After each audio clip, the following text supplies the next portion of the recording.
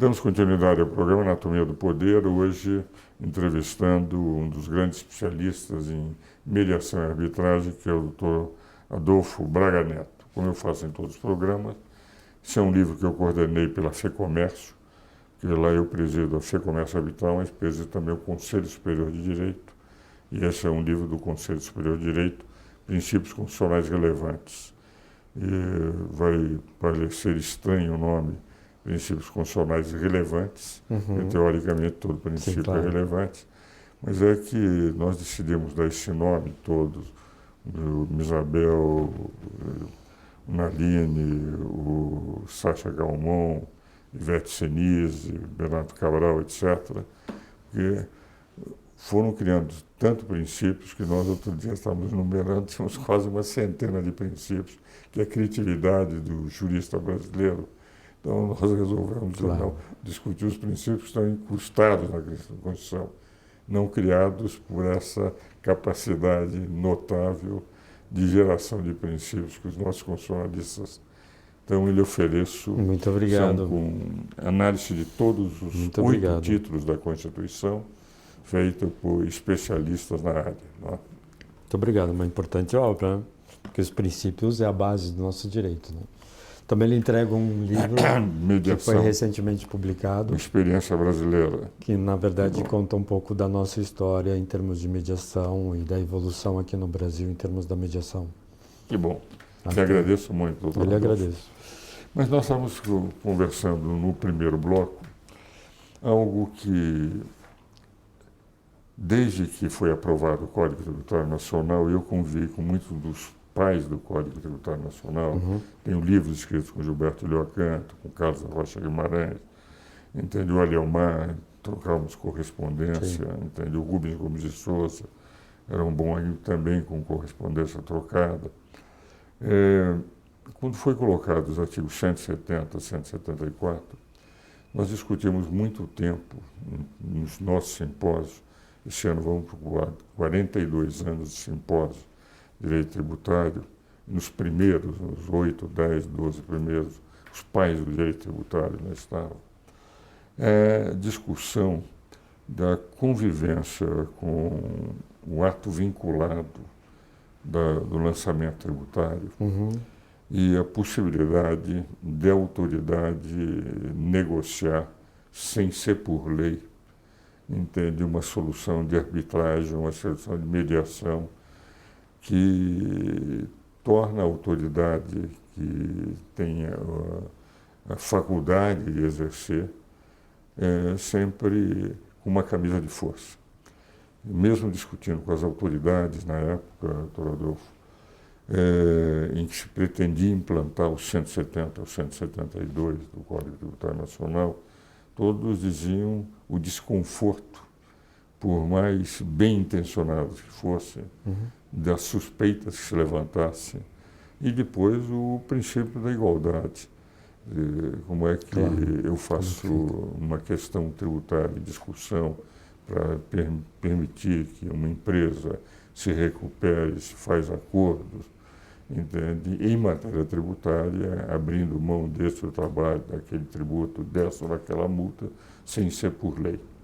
E realmente todos os acordos que foram sendo feitos, desde o Código Tributário de 67 até agora, estamos lançando agora mais um livro de 50 anos da eficácia do Código, que entrou em vigor, não, mas ganhou eficácia no dia 1º de janeiro de 67, essa discussão se coloca novamente. Apesar da lei de 2015, que de certa forma dá mais campo para o direito tributário, torna a lei complementar mais factível em nível de execução, sente-se primeiro o receio da autoridade. E de outro lado, é mais fácil tentar um projeto de lei que dá de forma genérica, respeitando o princípio da igualdade, artigo 150, inciso 2 da Constituição, do que dar uma faculdade ao Ministério Público, aos agentes fiscais, ou mesmo em juízo de se fazer. Como é que o amigo vê esse problema? Eu penso que uma resposta difícil de lidar, porque é um tema muito complexo, porque a gente está numa seara de efetivamente de interesses públicos, interesses que envolvem interesses do cidadão e interesses do Estado, né? Então, acho que tem que se tomar um certo cuidado, e eu acho que o que me leva a pensar, mas talvez até de uma maneira prematura, porque não tive oportunidade de estudar como o senhor tem estudado o tema, num primeiro momento, quando se fala em entrar tanto a arbitragem quanto a mediação no campo tributário, eu acho que é bem temeroso, mas eu acho que é uma questão de evolução da nossa sociedade. Eu acho que não foi por acaso que foram incluídos nos 2 institutos e nas 2 leis. Então, por exemplo, para a mediação, e aí ambas vieram em 2015, né? A mediação é um marco legal, que é chamado Marco Legal da Mediação. Ela se dedica a um capítulo específico. Na verdade, a lei são 2 capítulos. O capítulo que trata da mediação com entes particulares e a mediação com entes públicos. Então, esse tema é um tema importante para a mediação. E a reforma da lei de arbitragem, que vem também no mesmo ano, a 13.129, ela trata justamente da característica de se tirar alguns obstáculos que existiam em função da utilização da arbitragem no campo da área pública. E aí a gente pode pensar um pouquinho no contexto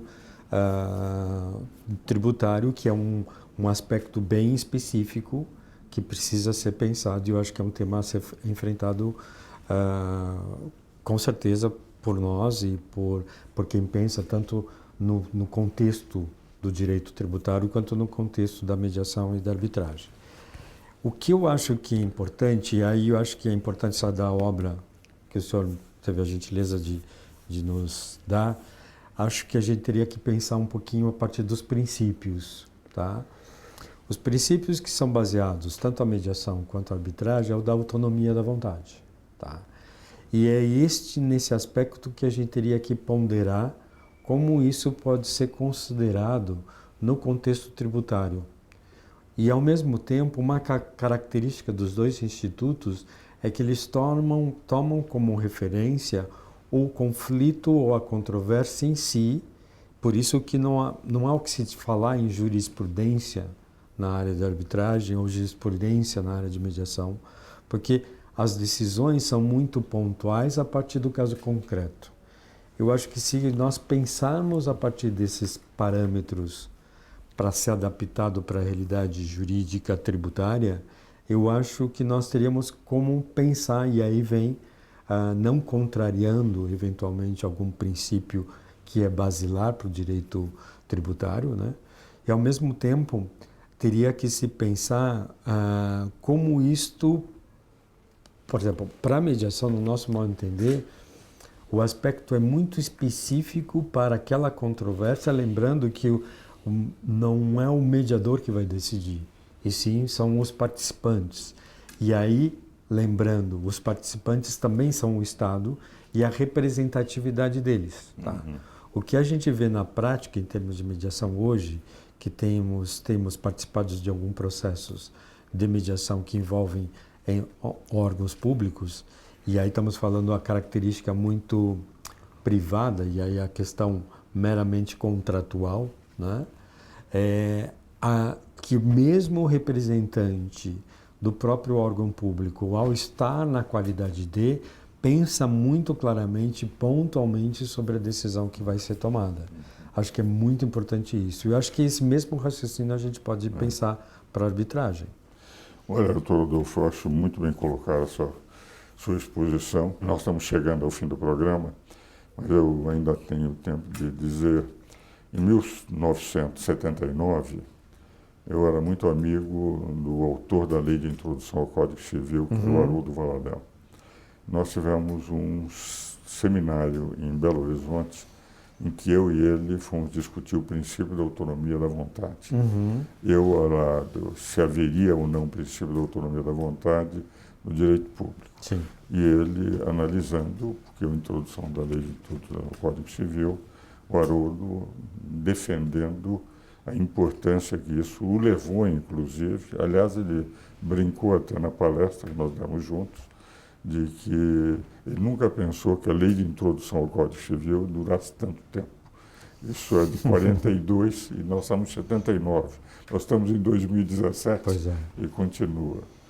Mas o que eu sempre coloquei, e esse é o problema que eu enfrento, é que o princípio da autonomia da vontade em relação de coordenação é muito fácil. Sim. Porque a relação é de coordenação. Então, Claro. sempre há um campo de flexibilidade de decisões. Agora, o princípio da autonomia de vontade numa relação de coordenação, em que na própria imposição tributária o contribuinte, que é o maior interessado, não tem opinião nenhuma, Sim. porque é obrigado a obedecer à lei, Uhum. e em que a autoridade tem sempre receio de que qualquer que seja a sua posição poderá ser contestado por um jornalista, por um inimigo político, por um membro do Ministério Público, por um agente policial. Então, a grande dificuldade, como o senhor colocou, nós vamos evoluir, é mudar um pouco a mentalidade. Sim. Porque se nós não mudarmos a mentalidade, é uma situação de maior conforto não fazer nada do que correr o risco de fazer o melhor e poder ser atacado nessa tentativa por ser a relação de subordinação. Perfeito. Mas isso vai ficar para um próximo Ok, programa. muito obrigado. E agradeço muito a sua presença no nosso programa e, meus caros telespectadores, espero novamente no próximo domingo. Obrigado.